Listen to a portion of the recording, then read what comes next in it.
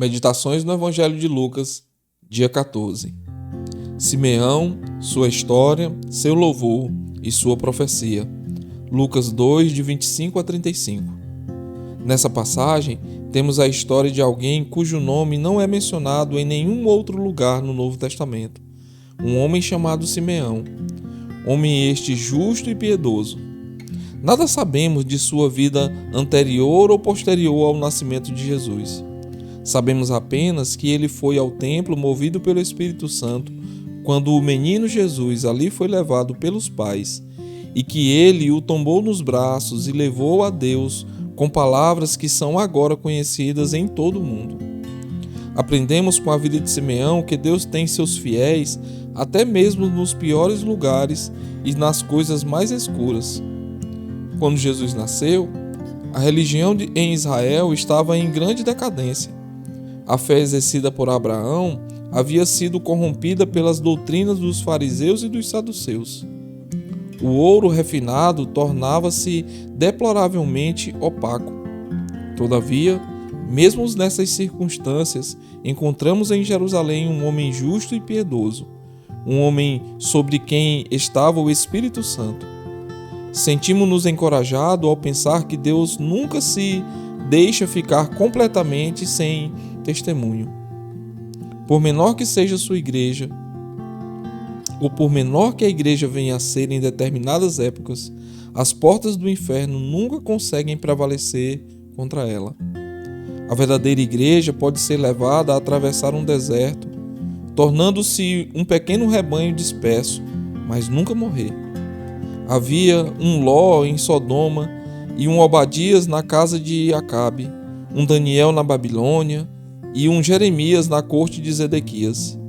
E nos últimos dias dos judeus fiéis, quando o cálice da sua iniquidade estava quase completo, existiam pessoas piedosas até mesmo em Jerusalém, como é o caso de Simeão.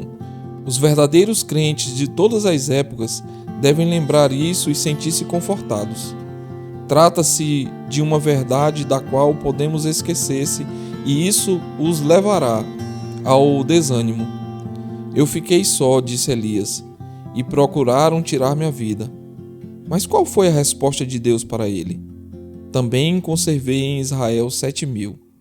Aprendamos a ser mais otimistas. Creiamos que a graça pode viver e florescer até mesmo nas circunstâncias mais desfavoráveis. Neste mundo, há mais Simeões do que supomos. Vemos no hino entoado por Simeão como um crente pode ser totalmente liberto do medo e da morte. Agora, Senhor, diz o velho Simeão, pode despedir em paz o teu servo. Ele fala como alguém para quem o túmulo perdeu seus temores e o mundo perdeu seus encantos. Seu desejo é libertar-se das misérias concernentes ao presente estado de perseguição e ir para casa. Quer estar ausente do corpo e presente com o Senhor. Fala como alguém que sabe para onde irá quando deixar essa vida e não tem medo de ir logo. Sua mudança será melhor e ele a deseja logo. O que faz com que um mortal chegue a usar uma linguagem desse tipo? O que pode nos libertar do pavor da morte, do qual tantos são escravos? O que pode remover o aguilhão da morte?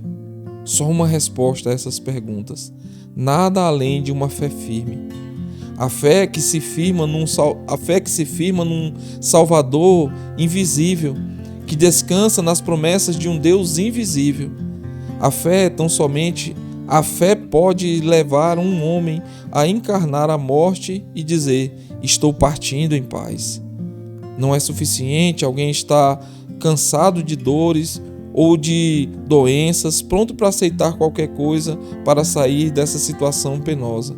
Não é o suficiente sentir indiferença pelo mundo porque não tem mais forças para participar de suas atividades e desfrutar de seus prazeres.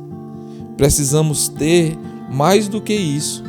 Se desejamos partir em paz verdadeiramente, precisamos de uma fé igual à do velho Simeão. Aquela fé que é um dom de Deus. Sem essa fé, podemos morrer silenciosamente e talvez pareça que em nós não há preocupações. Porém, se morrermos sem a fé verdadeira, nunca teremos paz ao nos encontrarmos no mundo vindouro. Observamos também, no Cântico de Simeão, a visão clara da obra e dos ofícios de Jesus que alguns crentes judeus tinham antes mesmo do Evangelho ser pregado. Vemos esse querido velhinho falando de Jesus como a salvação preparada por Deus, luz para a revelação aos gentios e para a glória do teu povo de Israel. Como teria bom para os escribas instruído e os fariseus dos dias de Simeão se eles tivessem se sentado aos seus pés para ouvi-lo. Jesus foi realmente uma luz para alumiar os gentios. Sem ele, permaneceriam afundados nas trevas e superstições. Não conheciam o caminho da vida. Adoravam a obra de suas próprias mãos. Seus filósofos mais sábios eram totalmente ignorantes no que se refere às coisas espirituais. Inculcando-se por sábios, tornaram-se loucos. O Evangelho de Jesus foi como o nascer do sol para a Grécia, Roma e todo o mundo pagão. A luz que brilhou no coração dos homens em relação às coisas espirituais trouxe tão grande mudança quanto o dia traz a noite. Jesus foi também a glória de Israel, a descendência de Abraão, as alianças, as promessas, a lei de Moisés, o culto devidamente ordenado no templo, tudo era um grande privilégio. Mas nada disso significava algo em comparação ao fato maravilhoso de que foi em Israel que nasceu o Salvador do mundo. A maior honra para a nação judaica seria a de que a mãe de Jesus era judia e de que o sangue daquele, segundo a carne, veio da descendência de Davi, faria expiação pelo pecado de toda a humanidade. As palavras do velho Simeão lembra-nos ainda haverão de se cumprir de modo mais completo. A luz que ele viu pela fé, ao segurar o menino Jesus em seus braços, ainda brilhará, tanto que todas as nações do mundo gentil haverão de vê-la. A glória daquele Jesus que Israel crucificou será tão claramente revelada aos judeus dispersos que eles olharão para aquele a quem transpassaram e se arrependerão, convertendo-se. Chegará o dia em que o véu será removido do coração de Israel e todos se gloriarão no Senhor. Aguardemos esse dia vigiando e orando. Se Jesus for a luz e a glória da nossa alma, ansiaremos por esse dia. Por fim, observemos nessa passagem um relato notável dos resultados que se seguiram à entrada de Jesus e do Evangelho neste mundo. É preciso que meditemos em cada palavra que Simeão diz a esse respeito.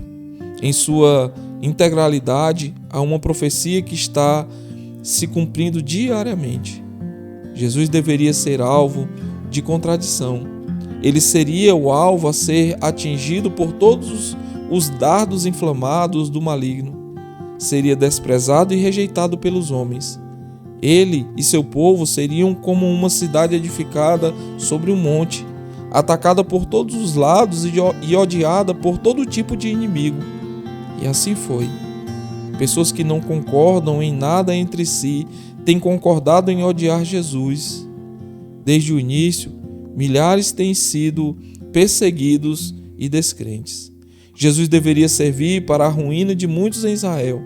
Ele viria a ser uma pedra de tropeço e uma rocha de ofensa para muitos judeus orgulhosos e cheios de justiça própria, que o rejeitaram e pereceriam em seus pecados. E assim foi. Para milhares deles, o Cristo crucificado foi uma pedra de tropeço e seu evangelho teve aroma de morte. Jesus deveria servir também para o levantamento de muitos em Israel. Viria a se tornar o salvador de muitos que, tendo-o rejeitado, blasfemando e ultrajado, chegariam depois ao arrependimento e à fé. E assim foi. quando os milhares que o crucificaram se arrependeram e Saulo, que o perseguiu, foi convertido. Houve nada mais, nada menos que uma ressurreição desses que estavam espiritualmente mortos. Jesus também serviria para que se manifestassem os pensamentos de muitos corações. Seu evangelho deveria trazer à luz o verdadeiro caráter de muitos. A pregação da cruz revelaria a inimizade que alguns tinham contra Deus e o cansaço e a sede da alma de outros. Mostraria que os homens realmente são, e assim foi. Em quase todos os seus capítulos, os Atos dos Apóstolos testemunham que, quanto a isso e a todos os outros aspectos de sua profecia, o velho Simeão estava certo. E nós? Qual conceito temos de Jesus? Essa é a pergunta que deve ocupar nosso coração. Que tipo de pensamentos ele desperta em nós? Esse é o ponto que deve chamar nossa atenção. Estamos com ele ou contra ele? Nós o amamos ou o desprezamos? Sua doutrina nos faz tropeçar ou representa vida para nós? Que jamais nos permitamos descansar até que essas questões tenham respostas satisfatórias. Que Deus abençoe e até amanhã.